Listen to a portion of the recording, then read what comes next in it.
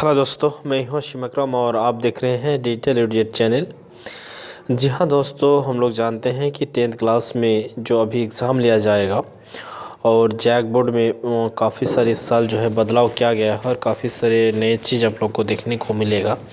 हालांकि हम लोग इससे पहले एक ही बार बोर्ड एग्ज़ाम देते थे, लेकिन इस साल जो है 2 बार आपको बोर्ड एग्ज़ाम होगा। एक का नाम रखा गया टर्मिनल 1 और एक को रखा गया टर्म 2, यानी टर्म 2 और टर्म 1।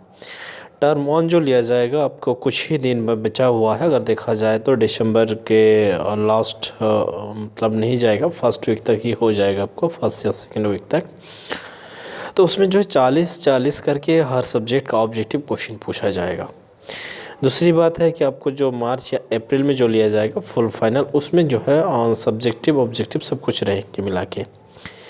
तो इसके लिए सिलेबस भी से पहले जैक ने निकाल दिया है कि कौन कौन चैप्टर से अभी जो एग्ज़ाम लिया जाएगा। तो मैथ तो हालांकि पूरा अगर बना भी लीजिएगा तो अच्छा रहेगा, लेकिन साइंस में क्या होता है कि पूरा किताब पढ़ना और पूरे किताब के सारा चीज़ को याद रखना, ऑब्जेक्टिव क्वेश्चन ये करना, प्रैक्टिस करना थोड़ा सा इम्पॉसिबल हमको लग रहा था और जो है बच्चों को थोड़ा सा परेशानी भी हो रहा था। तो उसको देखते हुए हम यहाँ पे आज डिस्कस करेंगे आपका जो है अध्याय वाइज और फिजिक्स यानी जिसको हम भौतिक विज्ञान बोलते हैं, केमिस्ट्री यानी जिसको रसायन विज्ञान बोलते हैं, जीव विज्ञान, इनके वो अलग अलग जो जो टॉपिक अभी लिया जाएगा एग्ज़ाम में, उस टॉपिक के बेसिस पर हम एक एक टॉपिक के ऊपर 20, 25, 50 इस तरह का क्वेश्चन हम जो है आज डिस्कस करेंगे। तो इस वीडियो में आज हम फिज़िक्स का ही एक सब्जेक्ट यानी एक टॉपिक के बारे में हम डिस्कस करेंगे, जिस टॉपिक का नाम है प्रकाश का परावर्तन तथा अपवर्तन, जो अध्याय 10 है। और यहीं से आपका जो है भौतिक विज्ञान यानी जो है फिज़िक्स शुरू होते हैं और यहीं से अभी जो है एग्ज़ाम होने वाले हैं, इसमें यहीं से क्वेश्चन पूछा जाएगा। तो इससे जो है हम काफ़ी क्वेश्चन को सिलेक्ट करके रखे हैं और डिस्कस करेंगे। तो यहाँ पे जो भी ऑप्शन रहेगा वो अपने स्तर पर यहाँ पे डिस्कस करेंगे, सिर्फ हम क्वेश्चन आपको बताएंगे, क्योंकि अगर कम समय में कुछ ज़्यादा बताना है तो फिर क्या करना है कि आपको वो सब थोड़ा सा मैनेज करना पड़ेगा आंसर खोजने का। जहाँ जहाँ नॉर्मल सा लगेगा वो हम नहीं बताएंगे, लेकिन थोड़ा बहुत जहाँ डिस्कस करने वाले बात होंगे वो सब हम डिस्कस करेंगे।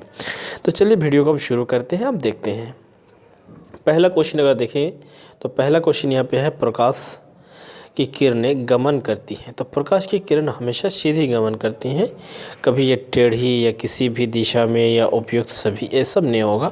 आपका ए नंबर यानी क नंबर इसका राइट आंसर जाएगा। ऐसे गोलीय दर्पण जिसका परावर्तक पृष्ठ गोलियों है कहलाता है। अगर कोई दर्पण है जिसका परावर्तक पृष्ठ जहाँ से प्रकाश को रिफ्लेक्ट करता है, परावर्तित करते हैं यानी परावर्तक करते हैं, वो अगर गोलीय होता है तो उसको क्या बोलेंगे? समतल दर्पण बोलेंगे, समतल या गोलीय बोलेंगे? तो ऑफकोर्स ये आप लोग जानते हैं कि गोलीय दर्पण होगा। निवर्त में, निवर्त मतलब होता है शून्य, जहाँ भी कोई भी माध्यम नहीं है वहाँ प्रकाश चलेंगे तो उसका वेग क्या होता है? तो हम लोग जानते हैं 3 × 10⁸ मीटर पर सेकेंड होता है, यानी इसका भी कोई आंसर राइट जाएगा।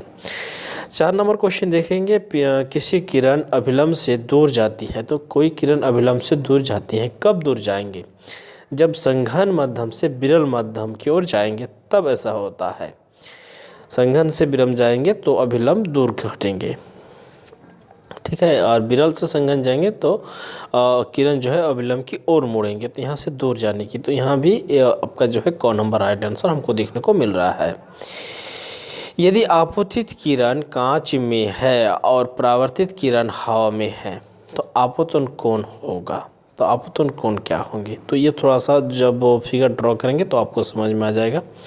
और 2 माध्यम है, एक आपका संघन माध्यम है, एक थोड़ा सा विरल माध्यम है, उनको अगर देखेंगे तो आराम से बना सकेंगे, ठीक है। अब हम क्वेश्चन डिस्कस नीचे ऐसा इतना खास ये नहीं कर पाएंगे क्योंकि काफ़ी क्वेश्चन यहाँ पे हमको डिस्कस करना है। किसी वस्तु की उत्तल लेंस के सामने रखे जाने पर प्रतिबिंब होता है। किसी उत्तल लेंस से उसके सामने अगर कोई प्रतिबिंब रखेंगे तो प्रतिबिंब क्या होगा? ठीक है, हमेशा आभासी होगा, हमेशा वास्तविक होगा, या वास्तविक तथा आभासी दोनों, या हमेशा सीधा होगा? कैसा होगा या आप उसमें कमेंट कीजिएगा।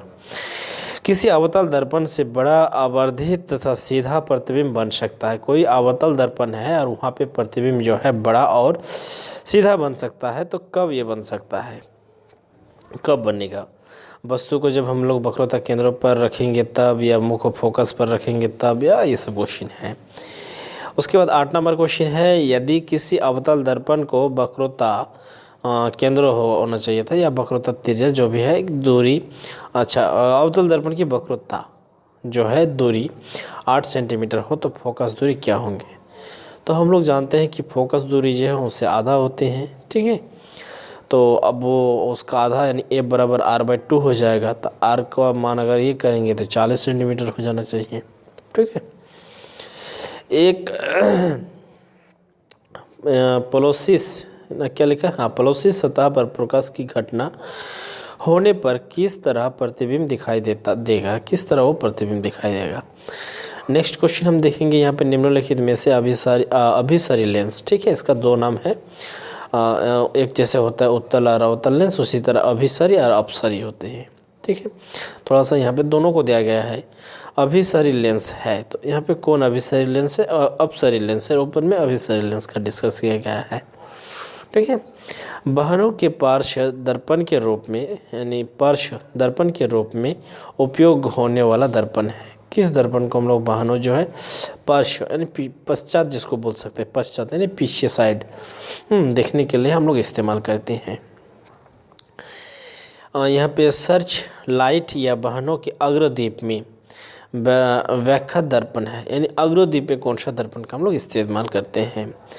दांत विशेषज्ञ किस दर्पण का व्यवहार करते हैं, लोग जो दांत का डॉक्टर हैं, दांत का विशेषज्ञ है, तो कौन सा दर्पण का उपयोग करते हैं, ठीक है। अब देखेंगे हम लोग 15 नंबर क्वेश्चन, सैलूनों तथा ब्यूटी पार्लरों में उपयोग होने वाले दर्पण, यानी सैलून है या ब्यूटी पार्लर है जो लड़की लोग के लिए सैलून जो होते हैं, तो वहाँ से कौन सा दर्पण का उपयोग होता है, उत्तल दर्पण या अवतल दर्पण। तो हम लोग जानते हैं कि यहाँ पे अवतल दर्पण का उपयोग होता है, उत्तल दर्पण नहीं होगा, अवतल दर्पण होगा। देखिए गोलीय दर्पण के आर तथा एफ में संबंध है, तो आर तथा एफ में संबंध है कि कौन सा संबंध है, तो आर बराबर 2f या एफ बराबर r/2 आप कर सकते हैं, ठीक है। तो आर बराबर f/2 नहीं होंगे, यानी ए नंबर राइट आंसर जाएगा। अवतल दर्पण के वक्रता केंद्र सी में रखा बीम का प्रतिबिंब, यानी अवतल के दर्पण कोई है और वहाँ पे केंद्र सी में अगर कोई बीम रखेंगे अवतल दर्पण में, तो प्रतिबिंब कैसा होगा, ठीक है। 4 ऑप्शन दिया गया है, समान साइज का तथा सीधा, तो ये सब देख लीजिएगा कौन सा यहाँ पे होगा।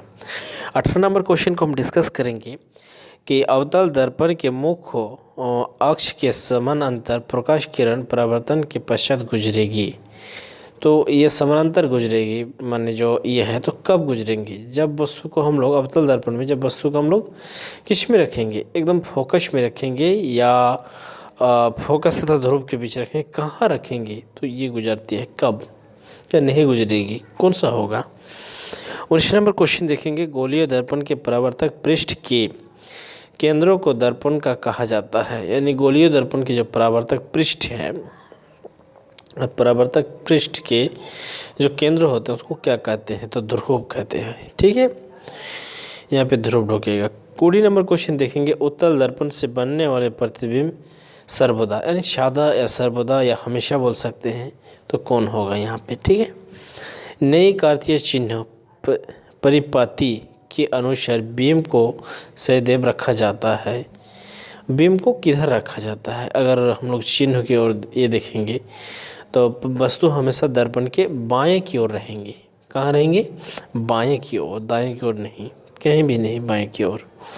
निम्न में से दर्पण का सूत्र है, ये तो काफ़ी इम्पोर्टेंट है, दर्पण और लेंस का सूत्र लगभग सेम होते हैं, सिर्फ एक दो चीज़ इधर उधर होता है, बीच में माइनस होता है, थोड़ा सा यहाँ पे डिफिकल्ट है, याद होगा भी फिर भी आपको थोड़ा सा कन्फ्यूजन कर देगा, तो बढ़िया सा आप फार्मूला को याद करके रखिएगा, ठीक है। 23 नंबर क्वेश्चन देखेंगे, दर्पण द्वारा बना प्रतिबिंब का आवर्धन एम होता है, दर्पण द्वारा कोई प्रतिबिंब बनता है उसका आवर्धन एम है, तो क्या होंगे, ठीक है। क और ख यहाँ पे दोनों में से कोई एक, ठीक है, तो मेरे हिसाब से क होगा, आप इसको बढ़िया से देख लीजिएगा कौन सा होगा, ठीक है। आवर्धन के मान धनात्मक होना बताता है, आवर्धन का मान धनात्मक होना बताता है, क्या बताता है, आवर्धन अगर हो गया यानी वस्तु के साइज से अगर प्रतिबिंब बड़ा हो जाता है तो इसका मतलब होता है कि प्रतिबिंब आभासी है या क्या है, कौन सा होगा यहाँ पे, 25 नंबर, आवर्धन के मान के ऋणात्मक चिन्ह बतलाता है या बताता है। आवर्धन के मान के ऋणात्मक चिन्ह बताता है, क्या बताता है? आवर्धन जो होंगे उसका ऋणात्मक चिन्ह क्या बताते हैं?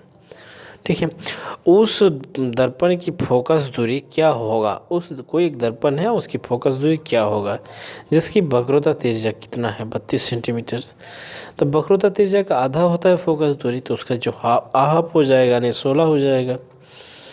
किसी गोलीय दर्पण तथा किसी पतले गोलीय लेंस दोनों की फोकस दूरी, अब माइनस इसको पढ़ेंगे या ये दाग है क्या पढ़ेंगे इसको, 15 सेंटीमीटर है तो दर्पण तथा लेंस है। एक थोड़ा सा टिपिकल क्वेश्चन है, इसको जब तक दर्पण और लेंस को बढ़िया से नहीं समझ में आएगा तो आपको थोड़ा सा दिक्कत होगा। और सामने यहाँ पे माइनस के चलते यानी जो डैश यहाँ पे लिख रहा है, ये डैश के चलते थोड़ा सा यहाँ पे कन्फ्यूजन, ये भी एक चीज़ है। अब देखेंगे हम लोग 28 नंबर क्वेश्चन देखेंगे। किसी दर्पण से आप चाहे कितनी दूरी पर खड़े हो आपका प्रतिबिंब सीधा प्रतीत होता है। ये हम लोग इससे पहले जितने बार भी ऑब्जेक्टिव ना आपको इम्पोर्टेंट क्वेश्चन देते ये क्वेश्चन रहता था, वही सब क्वेश्चन है जो 1 नंबरिया वाला क्वेश्चन होते हैं। तो वहाँ पे हमको आंसर लिखना पड़ता है। अब यहाँ पे 4 आंसर लिखा हुआ है भाई, एक आंसर को चूज करना है, बस इतना ही है यहाँ पे। किसी बीम का अवतल दर्पण द्वारा बना प्रतिबिंब आभासी, सीधा तथा बीम से बड़ा पाया गया है। वस्तु की स्थिति कहाँ होनी चाहिए? ये भी इम्पोर्टेंट क्वेश्चन है। कौन सा पदार्थ लेंस बनाने के लिए प्रयुक्त नहीं किया जाता है? यानी कौन सा यहाँ पे पदार्थ है जो लेंस बनाने के लिए प्रयुक्त नहीं किया जाता है? जल का, कांच का, प्लास्टिक का या मिट्टी का? तो लेंस बनाना है हमको तो कांच तो लगेगा ही, कांच तो आवश्यक है। कौन सा पदार्थ लेंस बनाने के लिए प्रयुक्त नहीं है यहाँ पे? तो लेंस बनाने के लिए प्लास्टिक की भी आवश्यकता हो सकती है, ठीक है। जल, मिट्टी की तो आवश्यकता मेरे हिसाब से नहीं है, ठीक है। अब देखा जाएगा किसका फोकस आभासी होता है, किसका फोकस आभासी होता है। यहाँ पे लेंस का नाम बताया गया है। नेक्स्ट क्वेश्चन देखेंगे 32 नंबर क्वेश्चन। यदि किसी अवतल लेंस के समक्ष किसी वस्तु को रखा जाता है तो प्रतिबिंब बनता है। कोई अगर अवतल लेंस है उसके समक्ष कोई वस्तु रखा जाता है तो प्रतिबिंब क्या बनेगा? समक्ष मतलब निकट में, काछ में, नज़दीक में। अब हम लोग 33 नंबर क्वेश्चन देखेंगे। प्रकाश वायु से 1.50 यानी अपवर्तनांक के कांच के प्लेट में प्रवेश करता है तो कांच में प्रकाश की चाल क्या होगी? तो ये बहुत इजी है क्वेश्चन। ये क्वेश्चन जो हम लोग सब्जेक्टिव रूप में पूछते थे, कोई जब इम्पोर्टेंट देते थे उसमें भी हम ये क्वेश्चन को डिस्कस किए हैं। और मेरा इस चैप्टर को देख लीजिएगा, इस चैप्टर को काफ़ी हद तक और बेहतरीन ढंग से हम पूरा वीडियो शूट करके बना के रखे। मेरे वीडियो का डिस्क्रिप्शन में मिलेगा वो सब लिंक, या तो वीडियो के प्ले में जाइए, प्लेलिस्ट में जाइए, वहाँ पे 10th क्लास का या फिजिक्स का जो भी लिखा होगा या 10th क्लास का विज्ञान होगा, साइंस, उसमें भी आपको मिल जाएगा। मेरे जो चैनल है उसमें प्लेलिस्ट में बहुत सारी चीज़ आपको मिलेगा, वो सब चीज़ में जाइए। और हम आज यहाँ पे 30-35 तक ही इसको मैं डिस्कस करेंगे, बाकी जो है अगला हम वीडियो में भी और डिस्कस करेंगे। यहाँ पे जो है 52 क्वेश्चन तक है, उसके बाद अध्याय 2 है। इस तरह का तरीके से हम बारी बारी से जितने भी अध्याय आपको एग्जाम लिया जाएगा, और फिजिक्स का, रसायन विज्ञान का और जो है बायोलॉजी का, सभी का हम क्वेश्चन आपको डिस्कस करेंगे। इसको अगर किसी को PDF लेना है तो मेरे आज टेलीग्राम जो चैनल है वहाँ पे भी जाएंगे, वहाँ पे हम लिंक सेंड कर देंगे, या आप व्हाट्सएप के जरिए जुड़ के पैसा पे करके आप ले सकते हैं। तो इस वीडियो में यहीं तक, फिर मिलेंगे नेक्स्ट वीडियो में। थैंक यू, धन्यवाद।